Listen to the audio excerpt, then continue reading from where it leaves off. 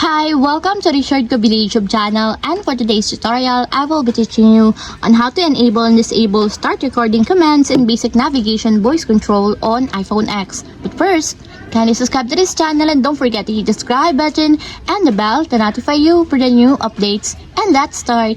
Using your iPhone X from your home screen, first go to Settings. Then in the Settings, scroll down and find the Accessibility and then tap. Then in the accessibility, scroll down again and go to physical and motor section and then tap the voice control. Then in this part, in the voice control, go to this section and then tap the customize commands. Then in the customize commands, tap the basic navigation. And then in the basic navigation, find and tap the start recording commands. Then in the start recording commands, as you can see that it is already enabled.